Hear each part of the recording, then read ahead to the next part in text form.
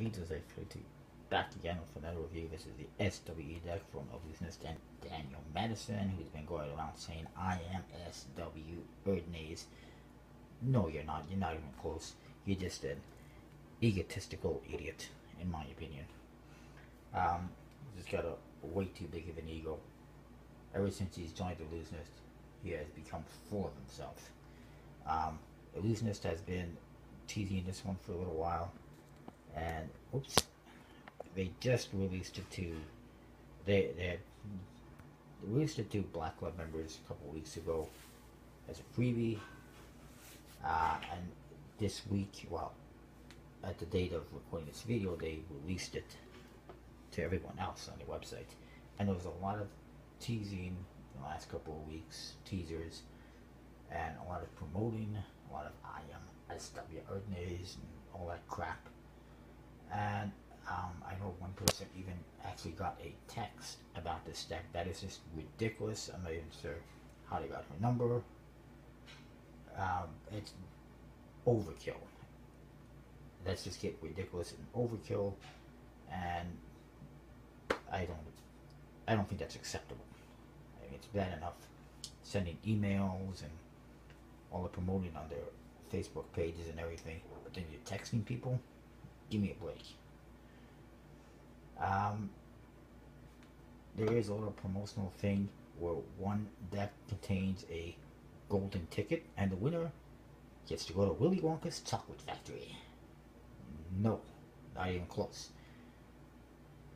The winner gets to go see Illusionist's warehouse. Not a chance. The winner gets 144 of these decks. That's a gross. Why anyone would want 144 of these decks, I have no idea. I doubt Daniel Madison even wants 144 of these decks. I think most people would be happy with one of these decks. Of course, that is only if there's actually a golden ticket, and actually if anyone actually finds it, because I mean, some people might buy a brick or two for some unknown reason, and they might not even find the ticket for quite some time, because they might not open the decks. It could get passed around in sales for, who knows, one of the resellers might get stuck with it for a while. Who knows where it's going to end up, if it even exists. To me, it's just a promotional thing. I'm not sure that it does exist. Until somebody proves that they have it, I do not believe it. Anyways, so the front of the box says SWE Playing Cards 1902, which is the year the Expert at the Card Table book came out. And there's a figure at the bottom just like you see in the book. Expert at the Card Table, of course, is the book that card magicians go to learn their stuff. I even have it myself. Pretty much anyone who's into card magic has it. Although personally I prefer an actual visual instruction over trying to figure out stuff from a book. I find it difficult. But needless to say, it's a book that's been around for a long time, that everyone and anyone who's in magic has looked at and used.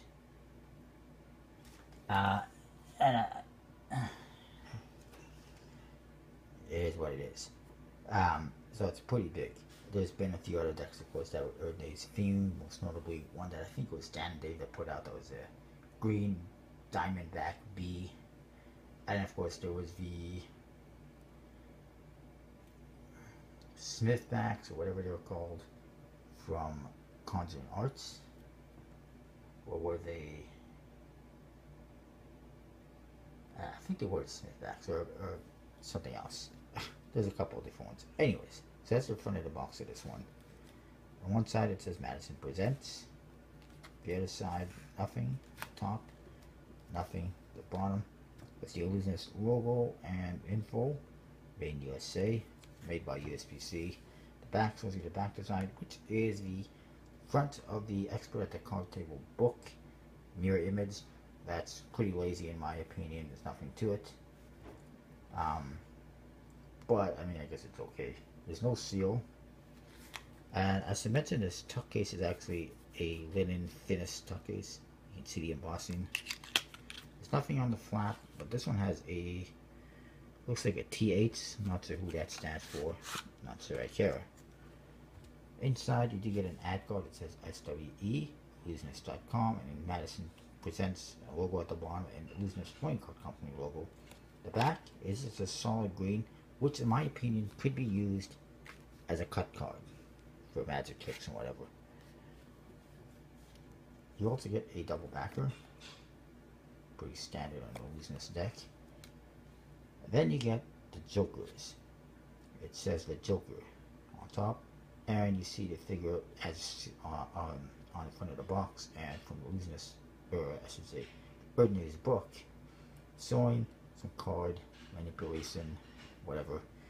The other Joker is identical, except he's revealing a 9 of clubs, so that's nice, a reveal. I do like that.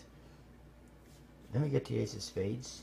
It says SWE, United States Coin Card Company at the bottom, confirming it is USPC and not Canadian. Sorry, that's a little quote from Son Farquhar. From Clueless. Anyways, you see the spade tip, the spade tip, writing from one of the pages on Erdnez, or expert the card table, I should say. I didn't get to the court cards. They all have green and yellow colors to match colors of the deck. This one has a 9 of clubs reveal on his hand. I would have preferred a different reveal than the one at the Joker, but whatever. And all the code cards have, the custom colors and custom faces.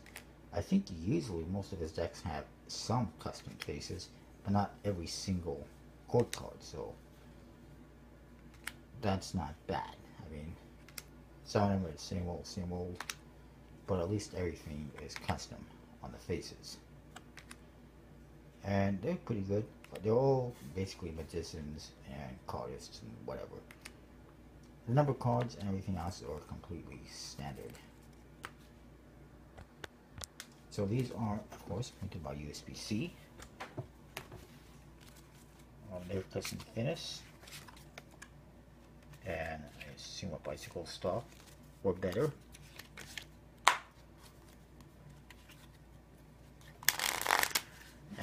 I've actually been playing around with them a little bit today. So as far as the art and theme is concerned, to me it's a little bit lackluster. There's other Ordinary's decks out there that are a bit better. This one, the back design is pretty lazy. It is nice to see the court cards custom to some extent. They're still standard, but they do have custom faces on each and every one of them. Some that appear to be different that I haven't seen before. And the Jokers are fitting, and it's nice to see a reveal on them. But and the Ace of Spades, I guess, is kind of fitting. But again, it's also, not much going on with it. I can only imagine what Jackson Robinson would do with an expert at the card table themed deck. And I'm sure it would be a hell of a lot better than this. But anyways, I kind of personally prefer, like I said, the Conjuring Arts expert at the card table deck, or the really original old school one that I think was from Dan and Dave, or that at least they are associated with. But nothing wrong with this one for what it is. In comparison to the other ones, it's very similar, fairly standard, greenbacks. So as far as the art is concerned,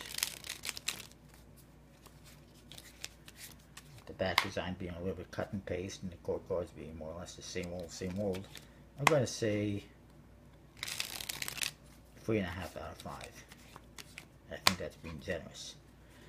As far as the handling is concerned, like I said, good bicycle stock, air cushion finish. A bit of clumping after some use, but not bad. So I'll say 3 3/4 out of 5. As for usability, of course, it is completely usable for cards or magic, since it's basically standard. I'll say 4 out of 5 for that.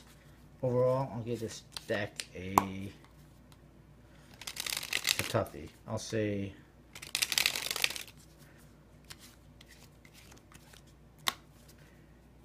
3 3/4 out of 5. I guess it's not. I'll say 3.5 out of 5. It's not bad, but it's not great. It's kind of in the middle. The only good news for me is that I It was free. All I paid for was $8 in shipping. It was probably about $12 Canadian by now. Who knows what it is, but it's getting ridiculous, the Canadian dollar. But I mean, for what it is, since it didn't cost me anything, it's not bad. That is that. I'm not 100% sure if it's available on collectibleplayingcards.com as of yet, but it might be available soon enough.